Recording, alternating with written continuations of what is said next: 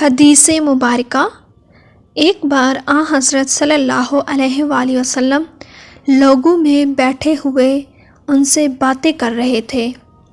اتنے میں ایک دیہاتی آپ کے پاس آیا، پوچھنے لگا کہ قیامت کب آئے گی؟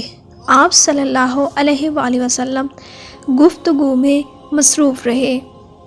بعض لوگ جو مجلس میں تھے کہنے لگے کہ آپ صلی اللہ علیہ وآلہ وسلم نے دیہاتی کی بات سنی لیکن پسند نہیں کی، اور بعض کہنے لگے کہ نہیں بلکہ آپ نے اس کی بات سنی ہی نہیں۔ جب آپ اپنی باتیں پوری کر چکے تو میں سمجھاتا ہوں کہ آپ صلی اللہ علیہ وآلہ وسلم نے یوں فرمایا، قیامت کے بارے میں پوچھنے والا کہاں گیا؟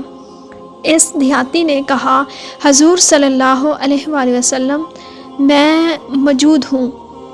آپ نے فرمایا کہ جب امانت ایمانداری دنیا سے اٹھ جائے تو قیامت قائم ہونے کا انتظار کر۔ اس نے کہا، ایمانداری اٹھنے کا کیا مطلب ہے؟ آپ صلی اللہ علیہ وآلہ وسلم نے فرمایا کہ جب حکومت کے کاروبار نالائق لوگوں کو سونپ دیے جائیں گے تو قیامت کا انتظار کر۔ ایک سفر میں جو ہم نے کیا تھا، حضرت صلی اللہ علیہ وآلہ وسلم ہم سے پوچھے رہ گئے، اور آپ صلی اللہ علیہ وآلہ وسلم ہم سے اس وقت ملے جب عصر کی نماز کا وقت آن پہنچا تھا۔ ہم جلدی جلدی وضو کر رہے تھے، بس پاؤں کو خوب دھونے کو بدل ہم یوں ہی سا دھو رہے تھے۔ یہ حال دیکھ کر آپ صلی اللہ علیہ وسلم نے بلند آواز سے پکارا، دیکھو ایڑیوں کی خرابی دوزخ سے ہونے والی ہے۔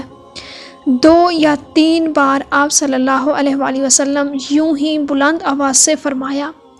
ایک مرتبہ آپ نے فرمایا، درختوں میں سے ایک درخت ایسا ہے کہ اس کے پتے نہیں جھڑتے، اور مسلمان کی بھی یہی مثال ہے۔ بتاؤں وہ کون سا درخت ہے؟ یہ سن کر لوگوں کے خیالات جنگل کی طرف چلے گئے۔ عبداللہ نے کہا، میرے دل میں آیا کہ وہ کھجور کا درخت ہے، لیکن وہاں بہت سے بزرگ موجود تھے، اسی لیے مجھ کو شرم آئی۔ آخر صحابہ نے عرض کیا، یا رسول اللہ، آپ ہی بیان فرما دیجئے۔ آپ صلی اللہ علیہ وآلہ وسلم نے فرمایا، وہ کھجور کا درخت ہے۔